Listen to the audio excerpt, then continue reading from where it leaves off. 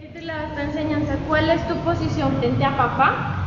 Y creo que es muy útil para todos nosotros, todos los que ocupamos un rol de hijos, los que de pronto ya no tienen a su papito con ustedes, pero sí tenemos al mejor papá. Hoy es un día muy especial, el día en que celebramos el Día del Padre, y es un día perfecto para recordar que tenemos al mejor papá de todos. No solo a nuestro papá terrenal y que ha estado con nosotros, no sé cuál sea la circunstancia de su relación con su papá, pero sí tenemos al mejor de todos, que no nos olvida, no nos deja, está pendiente todo el tiempo. Pero a veces pensaríamos que eso es suficiente, con que haya un padre es suficiente, y para que haya un padre se necesita de un hijo. Y hoy queremos mirar cómo está nuestra posición de hijos. ¿Listo? Entonces quiero hacerles esta pregunta: ¿estoy viviendo en realidad como un hijo? ¿Estoy viviendo como si tuviera un padre y el mejor padre? En el capítulo 15 del libro de Lucas, del Evangelio de Lucas, encontramos 3 historias que Jesús contó, y las 3 hablan de cosas perdidas. Encontramos primero, si pueden porfa vayan buscando Lucas, encontramos primero la parábola de la oveja perdida, ¿sí? Se trata de un pastor que tenía ovejas y una de ellas se pierde y él deja 99 y sale corriendo a buscarla. Y cuando la encuentra hace una fiesta encantado por haber encontrado a su ovejita, ¿sí? Hay otra historia después de esa que es la de la moneda perdida y nos habla de una mujer que pierde una moneda. Según entendemos por el contexto, no es una moneda de 50, de 100 pesos ni de 1000 pesos de nosotros, sino representa mucho valor porque esa mujer busca esa moneda por toda su casa, revuelca la casa, barre todo hasta encontrarla, y cuando la encuentra llama a sus vecinos para celebrar. Y la tercera historia siempre la hemos encontrado como un hijo perdido, ¿sí? Como un hijo que se perdió, pero ahí habrían cosas que podríamos revisar. Primero, si el hijo se perdió o si él decidió perderse, ¿sí? Y segundo, si es solo un hijo el perdido. Si la revisamos vamos a encontrar que no. Entonces los invito a que vayamos a Lucas capítulo 15 versículo 11, ¿listo? Y vamos a leer la historia. Dice así, se titula en la versión Reina Valera Parábola del hijo pródigo. Ahorita hablamos de ese título. Dice el versículo 11, también dijo, un hombre tenía 2 hijos. Y el menor de ellos dijo a su padre, padre, dame la parte de los bienes que me corresponde, y les repartió los bienes. No muchos días después, juntándolo todo, el hijo menor se fue lejos a una provincia apartada, y allí desperdició sus bienes viviendo perdidamente. Y cuando todo lo hubo malgastado, vino una gran hambre en aquella provincia, y comenzó a faltarle. Y fue y se arrimó a uno de los ciudadanos de aquella tierra, el cual le envió a su hacienda para que apacentase cerdos. Y deseaba llenar su vientre de las algarrobas que comían los cerdos, pero nadie le daba. Verso 17. Y volviendo en sí dijo, ¿cuántos jornaleros en casa de mi padre tienen abundancia de pan? Y yo aquí perezco de hambre. Me levantaré e iré a mi padre y le diré, Padre, he pecado contra el cielo y contra ti. Ya no soy digno de ser llamado tu hijo. Hazme como a uno de tus jornaleros. Levantándose vino a su padre, y cuando aún estaba lejos, lo vio su padre, y fue movido a misericordia, y corrió y se echó sobre su cuello y le besó. Verso 21. Y el hijo le dijo, Padre, he pecado contra el cielo y contra ti, y ya no soy digno de ser llamado tu hijo. Pero el padre dijo a sus siervos, sacad el mejor vestido y vestidle, y poned un anillo en su mano y calzado en sus pies. Y traed el becerro gordo y matadlo, y comamos y hagamos fiesta, porque este mi hijo muerto era, y ha revivido, se había perdido y es hallado. Y comenzaron a regocijarse. Verso 25, y su hijo mayor estaba en el campo, y cuando vino y llegó cerca de la casa, oyó la música y las danzas, y llamando a uno de los criados le preguntó, ¿qué era aquello? Él le dijo, tu hermano ha venido, y tu padre ha hecho matar el becerro gordo por haberle recibido bueno y sano. Entonces se enojó y no quería entrar. Salió por tanto su padre y le rogaba que entrase. Mas él respondiendo dijo al padre, he aquí tantos años te sirvo, no habiéndote desobedecido jamás, y nunca me has dado ni un cabrito para gozarme con mis amigos. Pero cuando viene este, tu hijo, que ha consumido tus bienes con rameras, has hecho matar para él becerro gordo. Él entonces le dijo: hijo, tú siempre estás conmigo y todas mis cosas son tuyas. Mas era necesario hacer fiesta y regocijarnos porque tu hermano era muerto y ha revivido, se había perdido y es hallado. Creo que esta historia la hemos escuchado muchas veces, la hemos leído, otras veces la hemos escuchado de boca de otras personas y siempre la hemos visto como un hijo que se ha perdido, ¿cierto? La relacionamos mucho también con alguien que había conocido al Señor y se fue, y cuando vuelve está ahí papá con los brazos abiertos. Y por supuesto que sí, ese es el rol de papá. Pero hoy queremos mirar es el rol de hijos. Y hay algo que aquí encontramos no en un hijo perdido, sino en dos hijos. Miren muy bien que la historia comienza. También dijo, un hombre tenía dos hijos, ¿sí? Ahí esta enseñanza está basada en una clase que recibí de un pastor que tiene su iglesia en Ciudad de México y se llama Daniel Najar. Y él, para empezar, nos decía: yo no estoy de acuerdo con ese título está mal puesto, parábola del hijo pródigo. Y cuando empieza dice, también dijo, un hombre tenía dos hijos, porque el título dice el hijo pródigo cuando empieza hablando de dos hijos, ¿sí? Recordemos que los títulos y la separación de capítulos y versículos de la Biblia fue algo que pusimos ya los seres humanos como para facilitar la búsqueda, ¿sí? Pero no es el título como que de pronto nació el corazón de Dios. Entonces, pues pensaríamos de pronto ese título no es muy acorde y ya les voy a contar por qué. Resulta que hay dos hijos y los dos no se perdieron ellos, sino perdieron algo muy valioso que tenían, ¿sí? Y para que uno pierda algo, pues es algo que uno tiene, ¿cierto? Para que alguien venga y le robe a uno algo, tendría que quitarnos algo que nos pertenece. Y estos dos hijos nos representan a nosotros como hijos de Dios. Y no son dos facetas aparte, son dos facetas que yo como hijo de Dios debo tener, o es lo que el Señor quiere para mí, ¿sí? El hijo menor representa esa parte sacerdotal, la intimidad que yo debo tener con el Padre, ¿sí? Y él lo que perdió fue eso, intimidad y relación. Si ustedes ven, él se fue de su casa. Probablemente lo mejor que tenía ese hijo era la relación con su papá.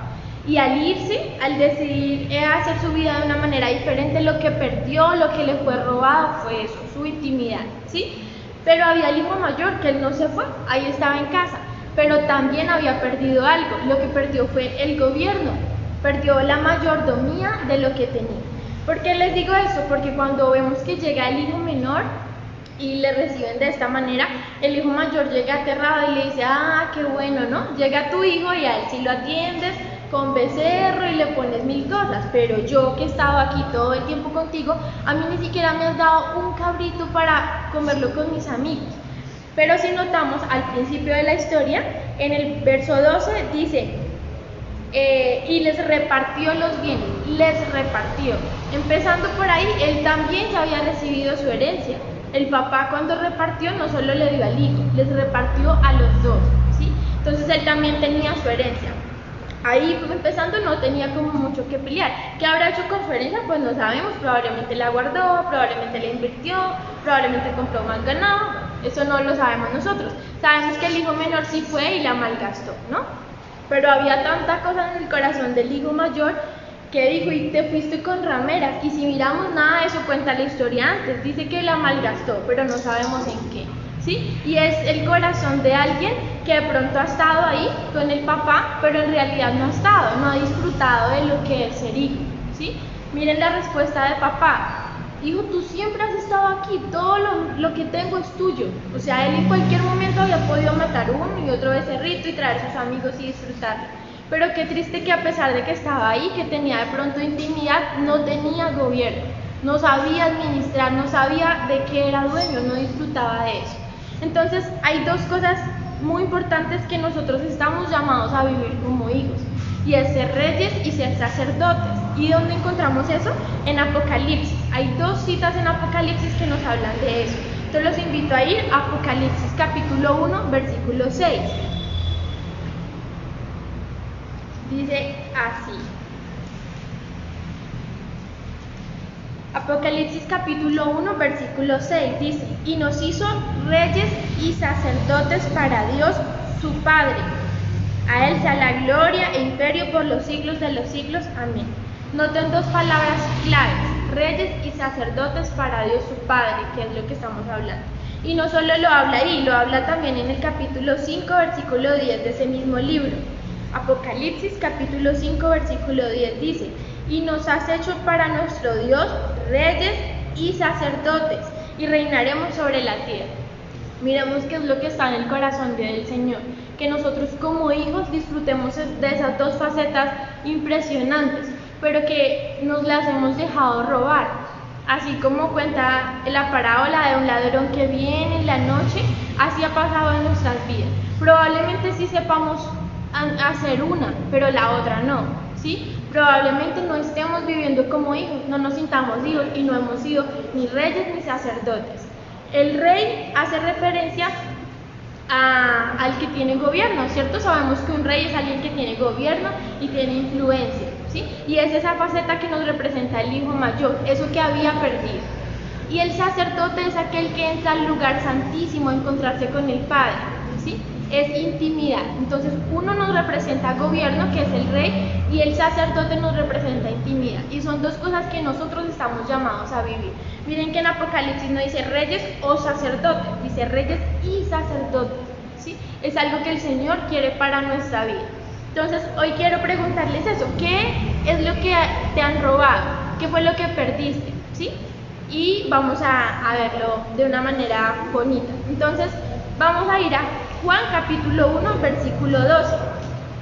Mientras lo buscan, entonces les retomo que esto fue una enseñanza muy extensa de toda una semana, una clase que se llamaba Cosmovisión Bíblica. La recibí en la escuela de Jujún que hice en Mazatlán, y en una de las semanas se llamaba así, Cosmovisión Bíblica. Y el profesor lo que nos enseñaba, pues lo que se alcanzara en una semana, porque se imaginarán lo extenso que puede ser esto, era a ver el mundo a través de la Biblia, ¿sí? A ver cómo nosotros, que somos cristianos, debemos ver el mundo de acuerdo a lo que el Señor nos ha dicho en la Biblia. Y en este caso pues nos hablaba de la paternidad.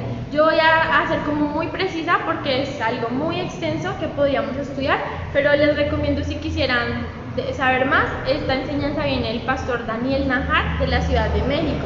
Creo que tiene hasta un libro donde habla todo esto más a profundidad. Listo, entonces vamos a Juan 1:12. Y nos dice Juan 1:12. Mas a todos los que le recibieron, a los que creen en su nombre, les dio potestad de ser hechos hijos de Dios. Y este versículo venía en mi corazón en el momento que supe que podía compartir esto. Yo lo ponía en mi mente porque, si ustedes se dan cuenta, dice, les dio potestad de ser hechos hijos de Dios, como si fuera un proceso. Y es que lo usamos mucho cuando hacemos repetir una oración de fe a alguien, o cuando entendemos que alguien entregó su vida a Cristo, entonces de una vez decimos, usted ya no es criatura, usted es hijo, ¿sí? Y lo usamos así. Pero miren que el versículo nos habla como de un proceso, les dio potestad de ser hechos hijos de Dios, como si hubiera que pasar por un proceso. Y si lo vemos, es normal, porque yo no repito una oración de fe hoy y mañana le digo, sí, me siento hijo de Dios. Probablemente no. Probablemente usted, que lleva en la iglesia 5 años, 3 años, 10 años, aún no se ha sentido hijo de Dios. Sabe que existe un Dios, viene a la iglesia, sirve, pero no se ha sentido hijo. Y le tengo una muy buena noticia, es que sí podemos ver aquí en esto un proceso, ¿sí? Y hay como unas etapas que nosotros vamos pasando a ser hechos, hasta llegar a ser hechos hijos, que es lo que el Señor quiere que nosotros vivamos. Entonces hay una primer parte, un primer pasito por el que todos empezamos, y es ser conocidos, ¿sí? Conocidos es como una primera etapa. El conocido es el que se mueve por la vista. Si ustedes ven a alguien que llega por primera vez a la iglesia, o a cualquier lugar, a una casa, pero vamos a ponerle en la iglesia, cuando uno llega por primera vez está observando todo. Ay, me saludaron a la entrada. Ay, esa canción que cantaron. ¿Y por qué subió ahora él hizo esto? Y ella, ¿por qué alza las manos? Y uno está como observando todo, ¿cierto? podemos notar mucho la diferencia de alguien que lleva mucho tiempo en la iglesia, porque ya uno, buenos días, no sé qué, llega, se sienta y hace todo muy mecánico, ya todo le parece normal. Pero aquel que hasta ahora está siendo conocido, que está conociendo, está observando todo. Invitaron a mi niño a la escuela dominical y ahora están recogiendo una ofrenda y ¿por qué dice esto? Mire lo que dice allá, es el letrero, y todo lo estamos observando. Y cuando estamos en esa etapa de conocidos, nos fijamos mucho más en los errores que cuando llevamos un tiempo ahí ya, ¿sí? Nosotros de pronto llegamos y ya no nos damos cuenta si de pronto ese letrero no está tan bien ubicado, si se vería algo mejor ahí, si de pronto esta palabra no está tan chévere, no es tan llamativa, pero alguien que llega nuevo sí se fija en todo eso. Cuando llegamos a una casa de visita, nosotros nos fijamos, ay, ve cómo ponen el televisor en tal lado, ve lo que sirven antes de comer, ¿sí? Nos fijamos en todo, pero los que están ahí ya se les hace normal. Entonces tenemos que ver que el conocido es una muy buena etapa para fijarnos en qué es lo que ven ellos, qué podemos cambiar, cómo podemos mejorar, ¿sí? Es algo por lo que todos pasamos. Y está en esa etapa como de empatía, esto me agrada, esto no me agrada, ¿sí? Como que filtra todo, como que no me siento muy cómoda aquí, o sí me siento muy cómodo, ¿sí? Está ahí como siendo empatizante con todo. Y así empezamos todos, y lo podemos encontrar en el libro de Juan, capítulo 1, verso 35.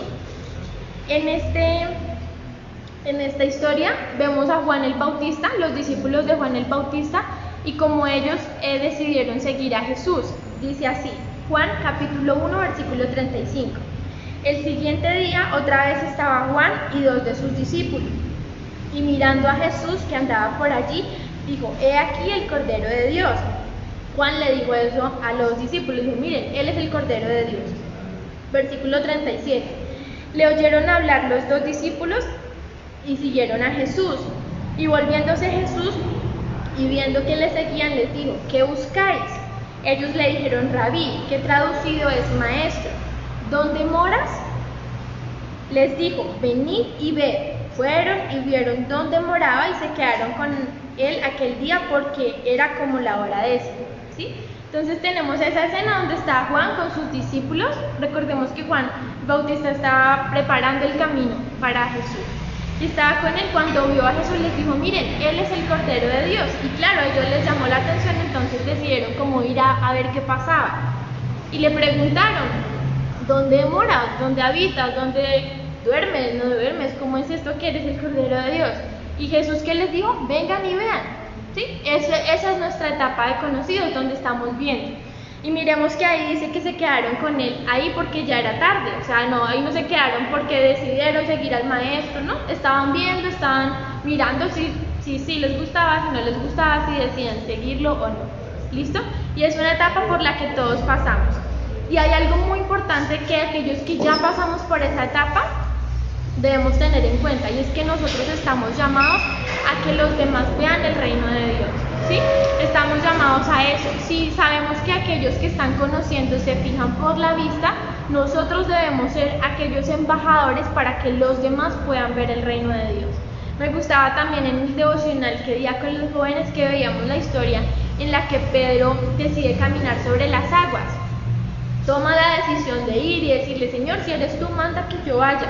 Y él le dice, ven, y decide caminar. Y dice el último versículo de esa historia, que los que quedaron en la barca vieron lo que había pasado y le dijeron al Señor, realmente tú eres el Hijo de Dios, ¿sí? Y nosotros debemos ser como ese Pedro, ser aquellos por lo que los demás que están conociendo puedan ver el reino de Dios. ¿Listo? Esa es nuestra primera etapa. Probablemente muchos de ustedes se encuentren ahí, hasta ahora estén viendo, decidieron unirse a este live y hasta ahora están viendo, bueno, ¿y esto qué es? Porque esta gente no duerme mejor el domingo en la mañana, ¿qué es esto que están aquí charlando? Y decidieron ver, dirán, esto me gusta, esto no me gusta. Muchos de ustedes antes de la cuarentena habían recién empezado a llegar a la iglesia y están en esa etapa de conocer, ¿listo? Pero no nos podemos quedar en esa etapa de conocer. Si usted lleva ya un tiempo y todavía se siente así, como que está mirando si le gusta, si no le gusta, si empatiza, si no empatiza, esto me parece bien, esto no, pero no hay nada más allá, es una alerta, ¿sí? Porque hay una segunda etapa y es la etapa de siervo. Tenemos la primera, que es la de conocido, y la segunda es la etapa de siervo, ¿listo? Y el siervo se distingue por el oído, mientras que el conocido ve todo, el siervo oye. ¿Listo? El siervo oye, se mueve por el oído, es aquel que obedece, ¿sí? El siervo está atento a obedecer lo que su señor le dice.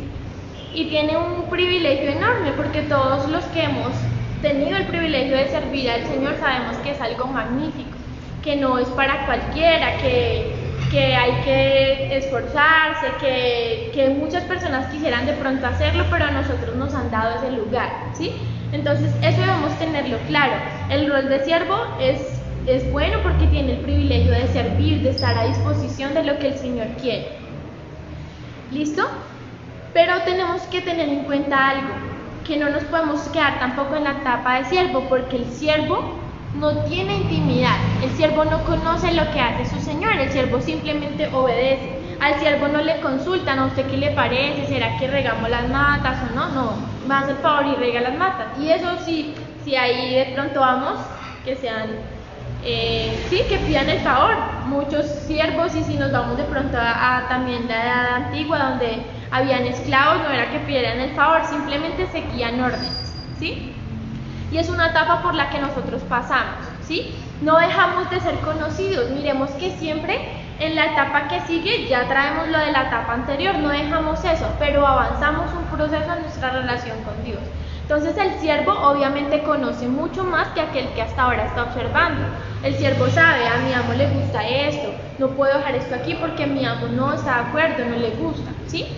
Pero el siervo no tiene intimidad, el siervo tiene cierta distancia. Y vamos a ir a Lucas, capítulo 17, versículo 7.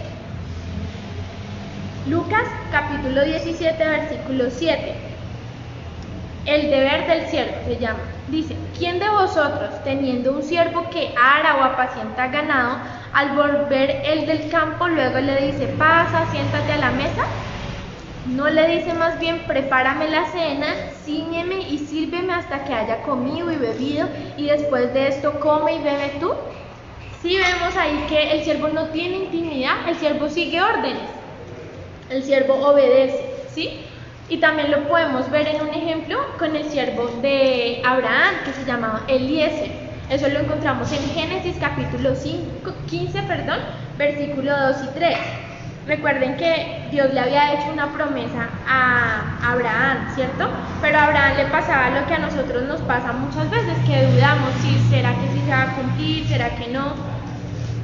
Y aquí en el versículo 15 de Génesis, en el capítulo, 15 de Génesis, en el versículo 2, dice Abraham a Dios, y respondió Abraham, Señor Jehová, ¿qué me darás siendo así que ando sin hijo, y el mayordomo de mi casa es ese Damaseno Eliezer? Dijo también Abraham, mira que no me has dado prole, y he aquí que será mi heredero un esclavo nacido en mi casa. Abraham tenía como miedo, ¿sí? No le parecía lógico que el que fuera a heredar fuera su esclavo, él quería un hijo para heredarle lo que él tenía. Y miremos que eso, un siervo no tiene intimidad, un siervo no hereda, ¿cierto? Un siervo no imita, no tiene la genética de su padre. Un siervo es un siervo, tiene el privilegio de estar ahí con su amo, le conoce, ¿sí? Le conoce, pero no sabe secretos, no tiene una relación, no tiene una intimidad. Entonces, es una etapa por la que nosotros pasamos de ser siervos, pero es un riesgo completo quedarnos siempre en esa etapa de siervos.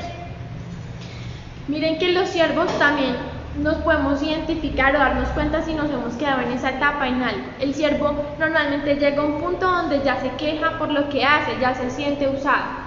Si en algún momento ya hemos sentido como, bueno, pero yo hago esto y nadie me agradece, mire, a mí solo me usan acá, yo ya estoy cansado de servir, yo mejor me quiero retirar, necesito un tiempo, es porque nos hemos quedado en esa etapa de siervos, no hemos crecido, ¿sí? Tuvimos el privilegio de entrar a un ministerio, al ministerio del diaconado, a los niños, a la alabanza, y ya estamos en una monotonía y nos quedamos ahí, en esa etapa de siervos, de solamente obedecer y seguir instrucciones, ¿sí? Conocemos más, ya no estamos ahí como observando todo, ya nos acostumbramos, pero nos quedamos como siervos. Por eso hay una tercera etapa muy hermosa, y la vamos a encontrar en Juan 15:15, ¿listo? Y esa etapa es ser amigo, ser amigo. Juan 15:15. Entonces, mientras la van encontrando, les voy recordando. La primera etapa era ser conocidos, aquel que se distingue por la vista, aquel que está observando y empatizando. Tenemos una segunda etapa que es ser siervo, un privilegio, ¿cierto? Es alguien que ya conoce y que se caracteriza por el oír, oye lo que su amo le manda y obedece, ¿sí? Pero no tiene intimidad, no conoce el secreto, ¿sí? Tenemos esta tercera etapa que es ser amigos, y en Juan 15:15 nos dice: ya no os llamaré siervos, porque el siervo no sabe lo que hace su señor, pero os he llamado amigos, porque todas las cosas que oí de mi Padre os las he dado a conocer, ¿sí? Es una etapa hermosa, es aquella etapa en la que no hemos dejado de servir. Un amigo siempre está dispuesto a servir, a ayudar, ¿cierto? En lo que podamos, pero conoce secretos, tiene intimidad, le revelan. Si ven lo que dice aquí, ya no os he llamado siervos, porque el siervo no conoce. Un siervo no conoce lo que hace su señor. El señor no le consulta al siervo: ¿será que hago esto? ¿Será que invierto este dinero? No, simplemente lo manda: vaya por ese dinero, ahora riegue esto, ahora recoja esto. Pero nunca le consultan, nunca le preguntan, ¿cierto? Pero os he llamado amigos, porque todas las cosas que oí de mi Padre os las he dado a conocer. Entonces, el amigo es aquel que ya se identifica por el corazón, es aquel que tiene una relación más cercana y que le son reveladas cosas, ¿cierto? Tiene acceso a las revelaciones, tiene confianza. Y ahí sin duda alguna tendríamos que mencionar a alguien que fue llamado amigo de Dios, y fue Abraham, ¿cierto?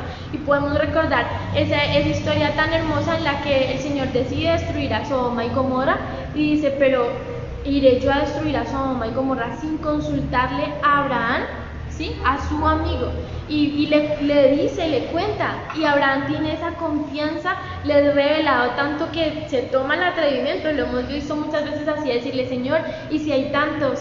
Pero Señor, disculpe que le diga otra vez, si hay tantos, ¿sí? Y a pesar de que le dice Señor, porque sigue siendo siervo, ya tiene esa etapa de amigo, ya tiene esa etapa de confianza, donde le son consultadas cosas, donde le son reveladas cosas. ¿Cuántos de nosotros no quisiéramos eso, no? Que el Señor dijera: Loren, en mi corazón está esto, cuento contigo, ¿qué sientes tú? Y yo puedo decirle: Señor, pero ¿no te parece que tal cosa es magnífico? ¿No les parece? Es espectacular. Y eso lo vive Abraham. Ya no se quedó en siervo, sino que pasó a esa etapa de amigo. La relación de amistad va más allá de la sangre, ¿sí? Es especial porque hay un verso que dice que los amigos son como mejor que un hermano. Y un hermano, resultamos siendo amigos. Yo tengo dos muy buenas amigas, mis hermanas, pero Dios y la vida nos puso juntas, ¿no? Pero cuando yo decido tener una relación de amigo, no tendría por qué hacerlo, sino que yo decidí entregar mi corazón en esa amistad, ¿cierto? Entonces eso nos pasa cuando vivimos esa relación con Dios. Es algo que va más allá de si es de mi sangre o no, ¿sí? Es algo de confianza, de secretos, de intimidad. ¿Listo? Otro ejemplo que podemos ver es que Jesús se postró y lavó sus pies a sus amigos, ¿sí? Entonces es algo que tenemos que tener en cuenta para entender que cuando somos amigos no dejamos de ser siervos ni dejamos de ser conocidos. Esas etapas van incluidas, pero ya mi relación va más en lo secreto, en confianza, en revelaciones, ¿sí? Y por eso ahí está ligado nuestro corazón. No dejo de servir cuando soy amigo, ¿listo? Y hay una etapa que es la etapa en la que el Señor quiere vivir con nosotros, pero probablemente nos hemos ido quedando en el camino. Nos quedamos como conocidos y nos quedamos viendo si esto me gusta, esto no me gusta, no me quiero como comprometer, voy, pero no, eso no me parece, esto tal cosa. Y nos quedamos ahí como observando. Hay otros que de pronto crecimos un poquito más, pero nos pudimos haber quedado de siervos, solamente siguiendo instrucciones, y no conocemos el corazón del Señor. No sabemos por qué el Señor nos está enviando a ir a un parque. Simplemente vamos y obedecemos y yo voy y hago. Pero no conocemos qué hay en el corazón del Señor.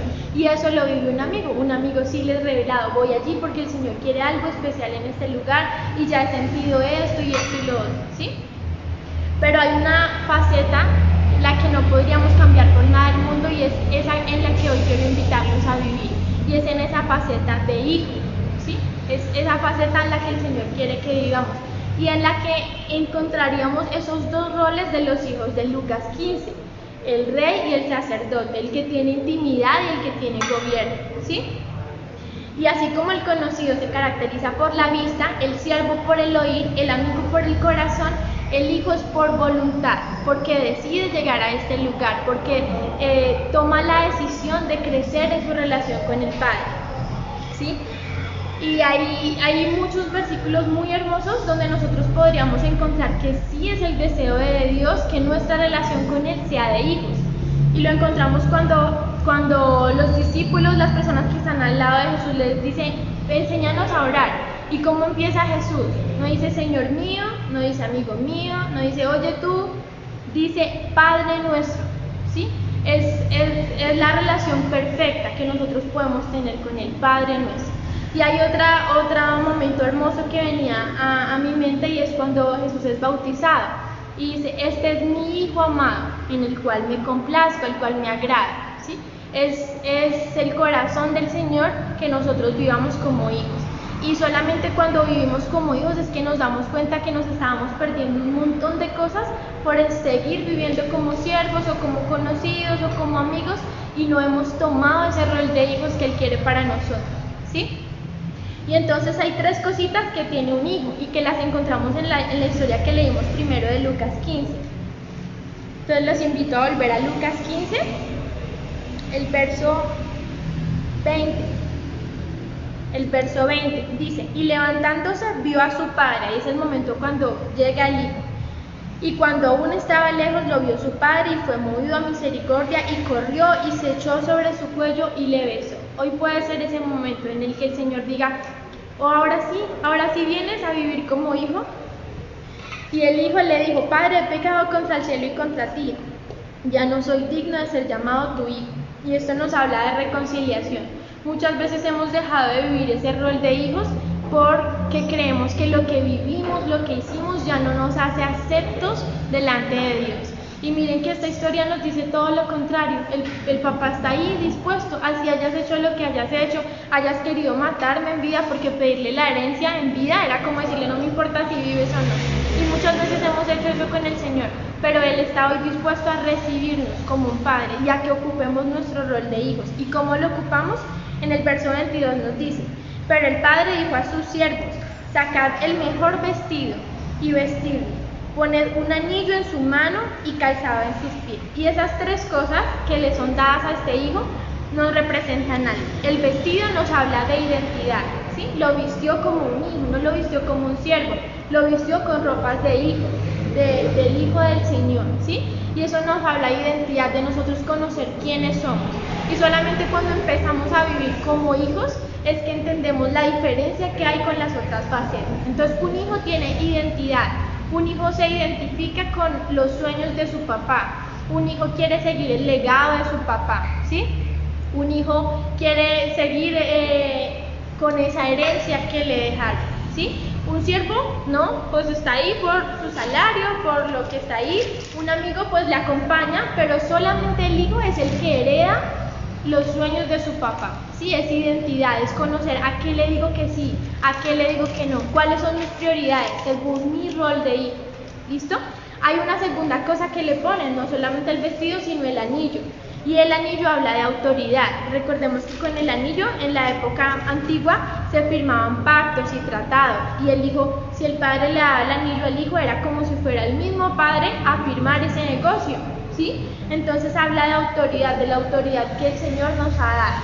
Cuando nosotros entendemos nuestra autoridad como hijos, nuestra mentalidad cambia, porque no estamos pensando en que tengo que ganarme nada, en que el Señor está bravo conmigo, sino que yo sé que es mi papá y que me ha dado autoridad, la autoridad que Él tiene me la ha dado a mí aquí. Y hay una tercera cosa que le ponen y es calzado, y eso representa el gobierno, representa el poner los pies sobre la tierra y sojuzgar, ¿sí?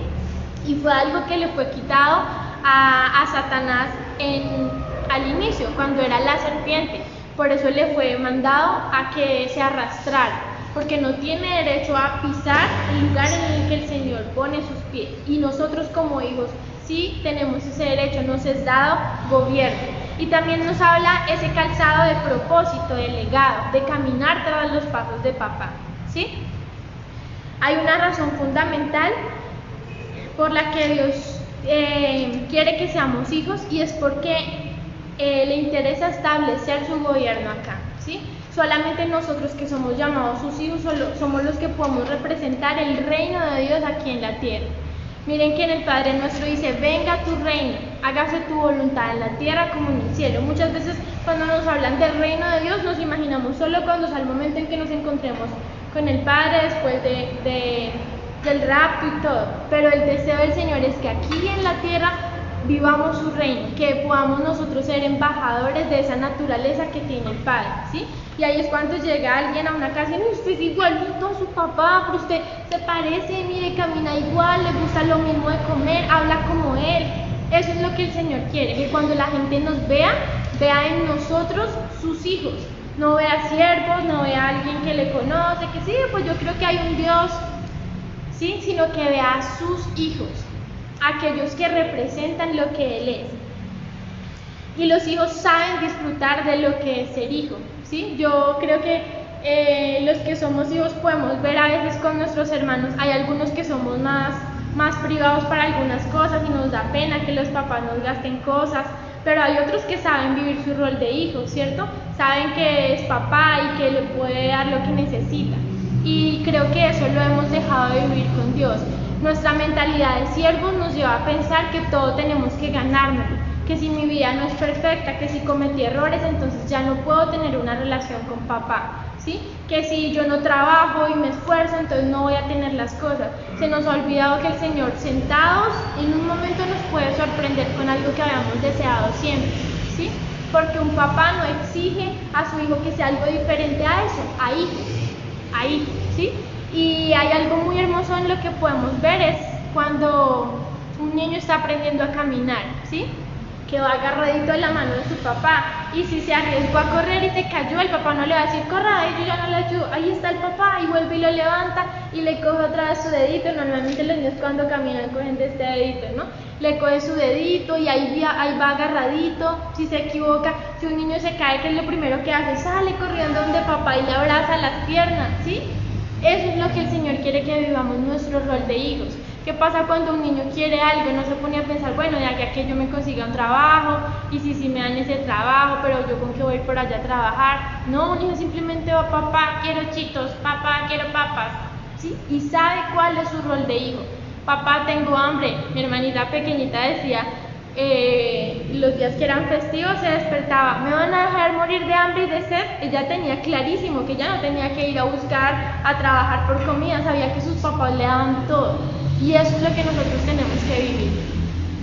Y hay algo último que es especial tenerlo en cuenta, lo hablábamos también, Armandito y Aleja nos hablaban de nuestra relación como hijos con nuestros papás terrenales y de la afectación que tiene eso en nuestra relación con papá.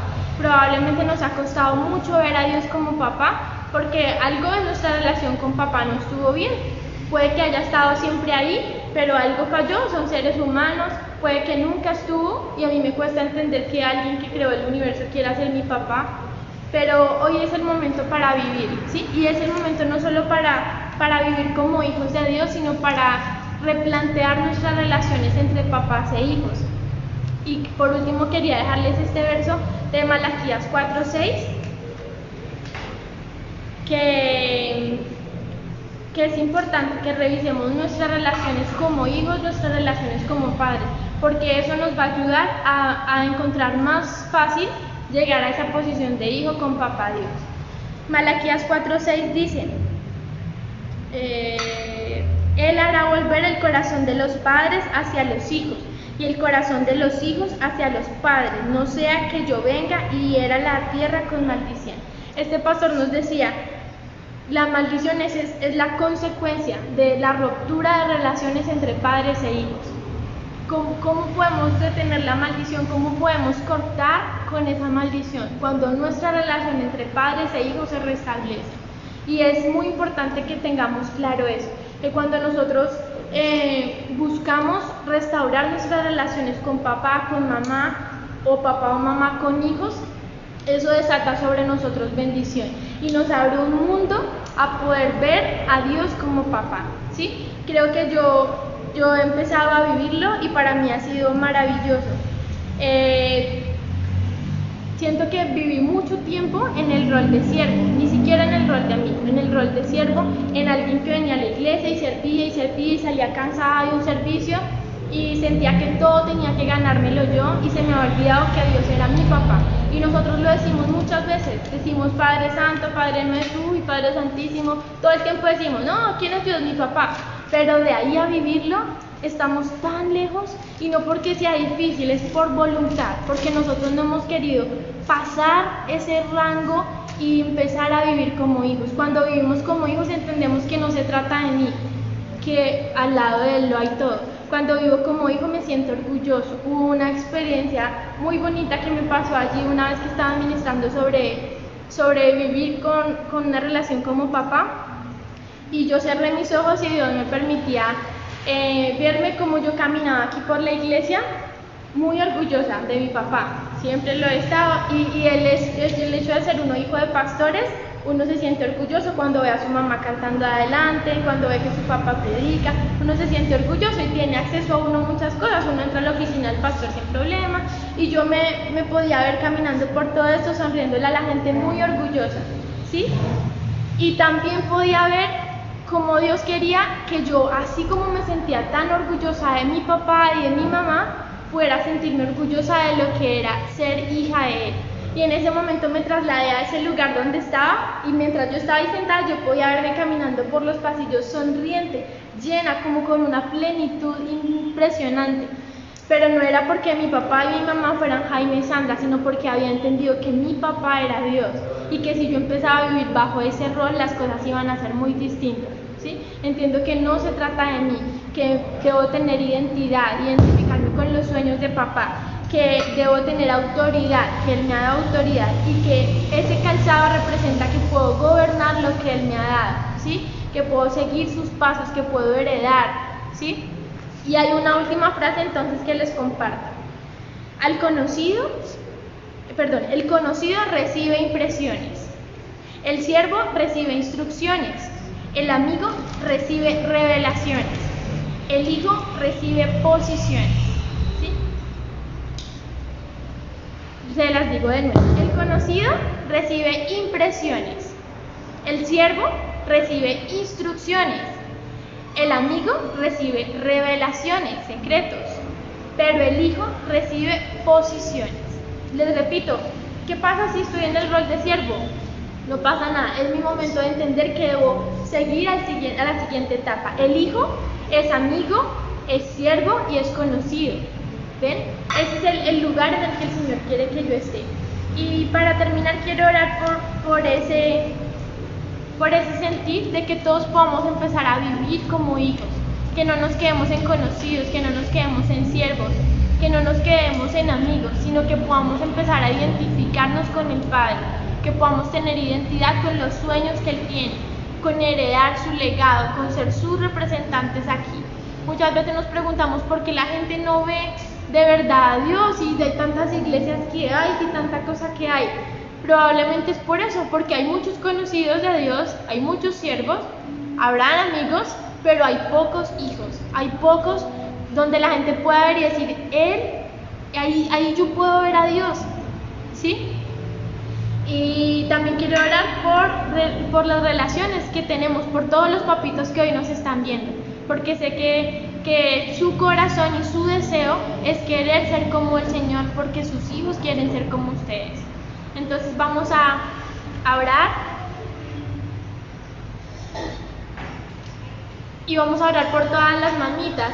Hay una mamita en especial que nos habla de su deseo de tener esa relación como madre con su hijo. Yo sé que hay muchas mamitas aquí que tienen ese deseo. Hay muchos papás que quieren seguir, imitar a papá Dios porque sus hijos los están siguiendo. Y hay muchos hijos que necesitamos restaurar nuestras relaciones con papá y con mamá. Y eso nos va a llevar a identificarnos en el rol de hijos y a ser reyes y a ser sacerdotes, a tener intimidad y a saber gobernar lo que Él nos ha dado, ¿sí? Señor, yo te doy gracias por este tiempo. Gracias, Señor, por esta palabra que tú has puesto en nuestros corazones, porque sabemos que eres tú quien hoy quiere hablar a nuestras vidas, Señor. Yo hoy te pido, Padre Santo, que podamos romper con todas estas maldiciones que nos hablan Malaquías, Señor, porque creemos en tu promesa que tú harás volver el corazón de los padres a los hijos y el corazón de los hijos hacia los padres. Como dice una canción, hay muchas cosas que no entendemos. La vida pasa y pasa y nos equivocamos y cometemos errores. Hay cosas que pasaron y nunca entendimos, Señor. Pero si algo tenemos hoy claro es que tú quieres ser nuestro Padre y que ese legado de Padre implica tener intimidad contigo, implica entender que tenemos muchas cosas que disfrutar. No queremos que nos pase lo de aquel hijo mayor que había estado tanto tiempo en casa de papá pero no había sido capaz de matarse un cabrito para su disfrute. Y nosotros queremos entender el banquete que tenemos al ser tus hijos, el privilegio que tenemos, Señor, al ser tus hijos, porque podemos conocerte, porque podemos servirte, porque podemos ser amigos, pero somos hijos, somos tus hijos, Señor. Y queremos vivir ese rol, queremos empezar a vivir esa faceta. Yo hoy te pido, Señor, por un encuentro sobrenatural de cada uno de nosotros con tu rol de Padre, que allí donde estamos, Señor, allí en la sala, en la habitación, Señor, allí donde estamos con los ojos cerrados, podamos empezar a sentir, Señor, la diferencia de lo que es vivir como hijo. Y tú nos hablabas hoy que es algo de voluntad. Por eso queremos dar pasos en eso, por eso queremos empezar a descargar nuestras preocupaciones en ti, entender que si tú eres papá suples todo, que si tú eres papá no falta nada, que si tú eres papá estás ahí en esos momentos donde nos hemos sentido más solos, tú estás ahí, Señor.